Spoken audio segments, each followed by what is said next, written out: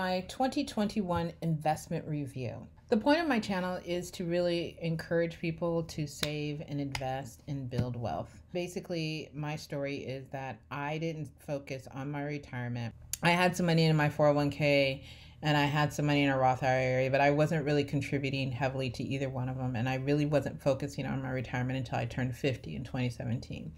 So the point of this is to kind of show you what can be accomplished with focus and intention. If you're like me in your early 50s and you're like, holy crud, I haven't saved anything for a retirement, or you're just now starting to save diligently, this is encouragement. If you focus on what you're doing with your finances, if you focus on investing, you focus on savings, you can make great gains in a short amount of time. This is also for people who are not anywhere near retirement. So if you're in your 20s and you know you've got an envelope for investment, but you're not sure what to do with it. If you're at your job and you get a 401k, even if you don't get a match, invest in your 401k. That is your first line of investment. And you put it in there and you let it sit and let it grow, and you'll be amazed by how much money you can accumulate by the time you are already retired. My point of this video is to encourage you to just invest. Don't sit on the sidelines. The only way you can really build wealth, other than if you know how to code or if you're got sports abilities or acting abilities or singing abilities, other than that, for us regular folks, the only way you could really build wealth outside of creating another business is to invest. So if this video does nothing, it is meant to encourage, it is meant to inspire, and is meant to get you all in the realm of investing your money. So basically, we're going to start where it all started in 2017. That's not to say that I didn't have anything in my 401k, which I did, but for being age 50 and not really paying attention to it, I really didn't have much in my 401k. So looking at that, and I had just gotten out of debt and I was a little freaked out that I didn't have that much money going towards retirement, and I still had this crazy idea that I was going to retire at 62. So I was kind of like, well, what am I going to do? I got to get me a financial advisor because I need to do something. So this is where I started in 2017. In 2017, I had two investments accounts. I had my 401k at work, which I think I just put enough in to meet the company match. And then I had a Roth IRA, which I opened up, I can't even tell you how many years ago. In 2017, I feel like it was 10 years old in 2017. And the short story about the Roth IRA is the reason I had money to put in my Roth IRA is because I depleted my 401k from another job. Don't ever do that. Unless you were in dire straits or some kind of major emergency, try to avoid depleting your 401k. I wasn't that savvy, so I pretty much depleted my 401k. I paid a heavy penalty in taxes when I took the money out, and I also paid a heavy penalty in taxes when tax time came around that following year. So what was left over was $10,000. So I said, you know what, I'm not going to blow all this money. I'm just going to put it in a savings account in the bank. And it was funny because when I went to my bank to deposit the money, a bank manager approached me. He approached me while I was in line, and he asked me if I was interested in opening up a Roth. And I'm just like, what's that? And he briefly explained it to me. I had no clue what he was talking about. And in hindsight, had I had a little bit more sense, I would have asked a lot more questions. But it turned out to be a blessing in disguise, because at the time in 2017, I knew nothing about investing. I knew nothing about investment accounts. He just told me it was a great savings account, and he was a bank manager, so why shouldn't I choose a reputable bank? Why shouldn't I trust him? I know a little bit better now. He was steering me right, but I didn't really know that at the time. But that's how I opened up my Roth IRA, and I opened it up at $10,000. So that's where I stood in 2017. So today I have 4 investments account. I have my 401k that I have at work, and that is comprised of a Roth 401k and a traditional 401k. I have my Roth IRA, which is my personal account. Outside of work, I have an HSA that is offered through work, and I have a separate brokerage account that I have on the side. So my Roth 401k is made up both of a traditional 401k account, which is pre-tax, meaning the money is not taxed when it goes in, and a Roth IRA, Roth 401k, which is post-tax, which means the money is taxed before it goes into your account. I started out with the 401k, and then when my company offered the Roth 401k, I switched my investing to that. So I have two accounts. I didn't transfer all my funds to the Roth because I just didn't want to pay the taxes. But that's why I have two accounts, because my company didn't offer the Roth 401k until maybe 2 or 3 years ago. So in 2017, my Roth 401k ending balance was $62,389. That's what I was starting out with at the age of 50. Me personally, that's incredibly low. I mean, some of you may look at that and think, oh, that's a good amount of money, but not if you're planning to retire in, at that time, 12 years. As of December 2021, as of January 2021, my beginning balance on my Roth 401k was $138,523. My contributions, this is not including my company match, was $10,521 for the year of 2021, and my ending balance of December 2021 was $178,067. So if we go to my Roth IRA, the contribution limits for everyone for the Roth in 2021, if you're under 50 years of age, was $6,000. If you're over 50 years of age, it was $7,000. So my contribution to my Roth IRA was $7,000 this year. In 2017, my ending balance at the end of the year, at the end of 2017, was $10,957. Now, mind you, I was not contributing to my Roth IRA. In 2007, I put in $10,000. Funds that they put me in, there was an upfront fee of $1,000 total. So I was only investing $9,000. Didn't know any of this until I started, researching and learning about investments and stock, and learn how to look things up, and what are the fees and the ratios are on funds and everything. So basically in 2017, my balance was pretty much the same as it was 10 years before. So that was the balance in 2017, $10,957. So today, as of January 1st, 2021, my balance was $34,151. This year, I made contributions at the time of this recording was $6,700. And I will be making up the remaining $300 by April of this year. So if you don't know, with a Roth IRA, you have up until tax day of the following year to make contributions for the prior year. So even though it's January, I still have up to April 2022 to make contributions for the prior year and have them count. So I am going to be making, I think I've already made my extra $300 contributions to get me to a full $7,000.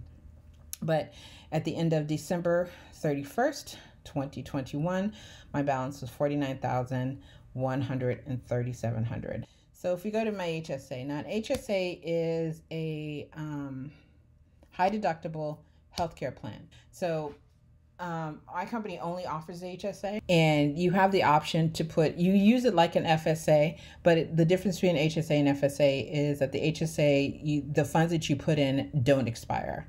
With an FSA, you have to use the funds at the end of the year. With an HSA, you can carry them over from year to year, and they can accumulate. So my initial goal with my HSA was to put enough money in there to satisfy the deductible if anything were to happen to me.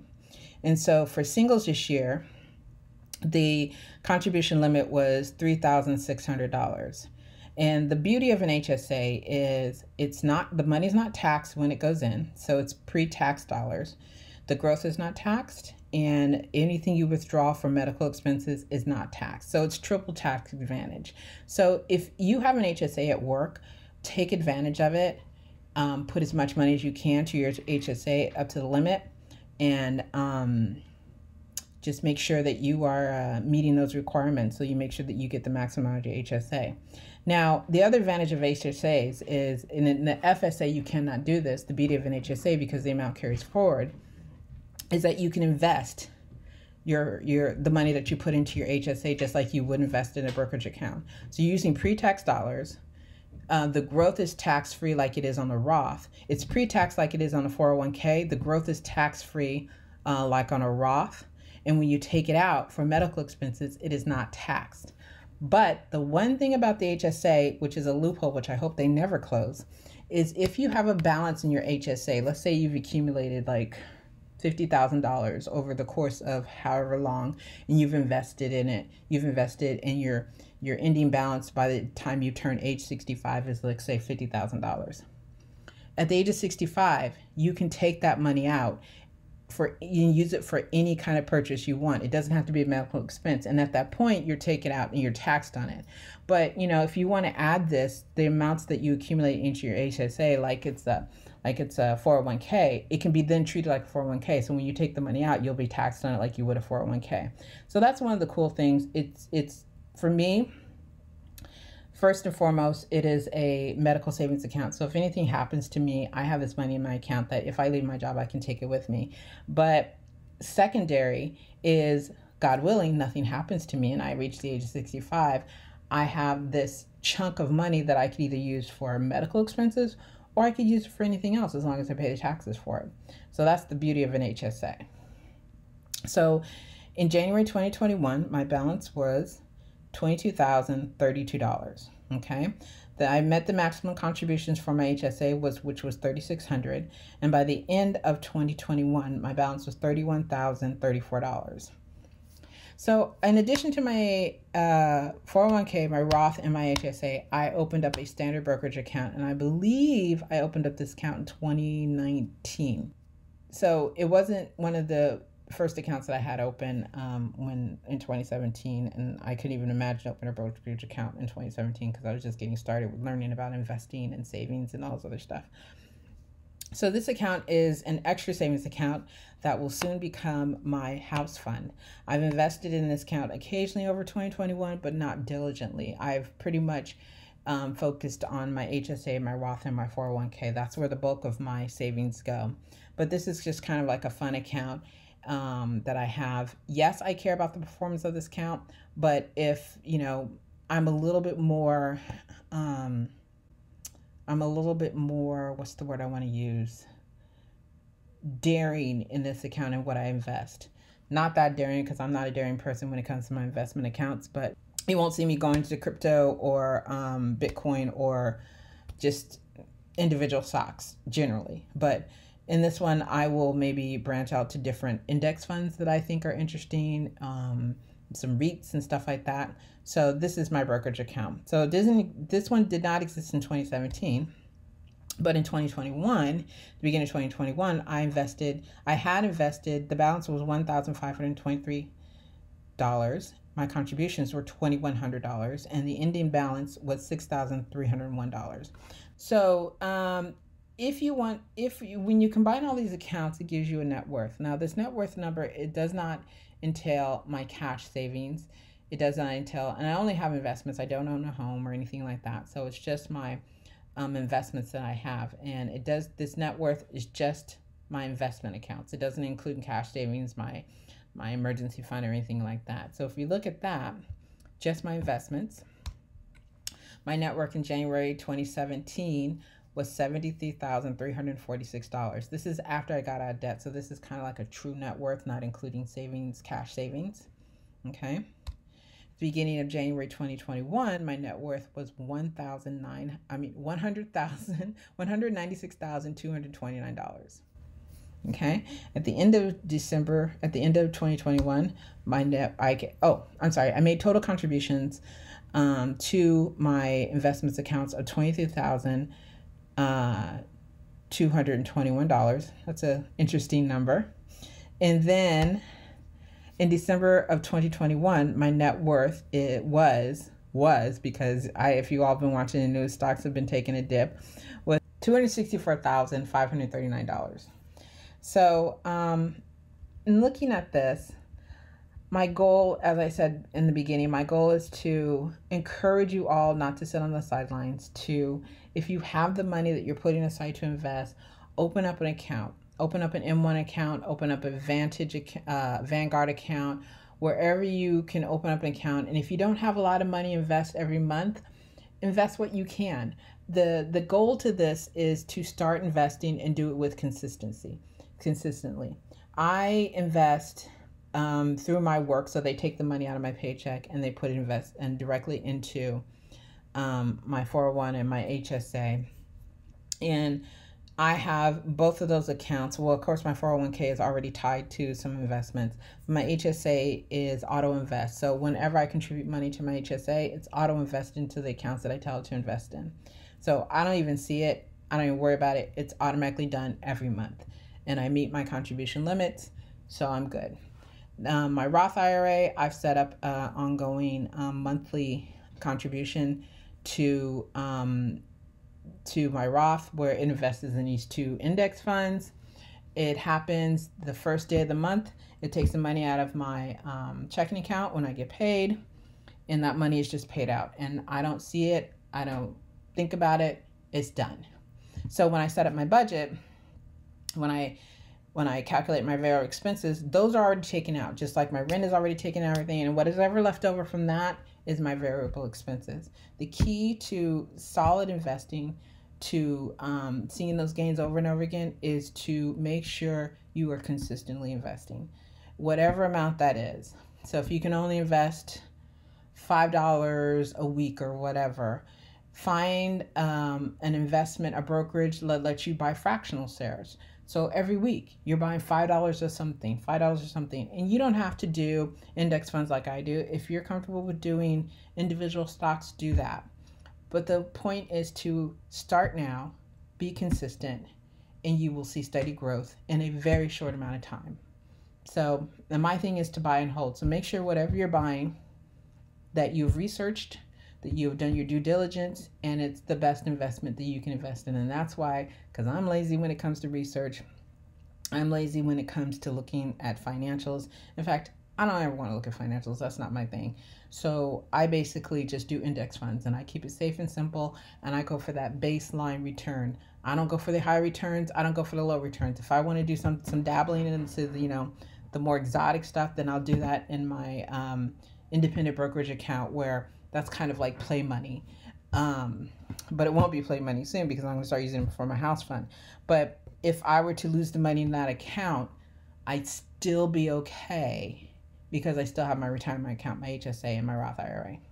So that's it. I just wanted to give you guys a kind of insight on my investments for this year, to encourage you, to show you where I started and where I am this year. And hopefully you all will go out and start opening up brokerages accounts and start investing. It's not as scary as you think. I was terrified in 2017 to think about doing this on my own. But after doing some research, watching a lot of YouTube videos, going to Vanguard sites and reading up on things, buying books, I felt a lot more comfortable in pursuing this on my own. I'm not saying that you should do that on your own. Everybody's different. Everybody has their own thresholds. Everybody does everything their own way. But knowledge is power. So if you decide to go with a broker, make sure that you do your own research. Research the broker.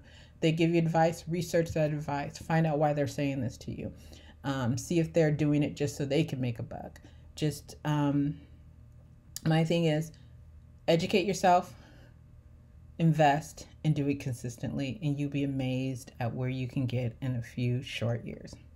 So I hope this video helped, and if you have any questions, please leave them in the comments, and I hope you like and subscribe. Thank you.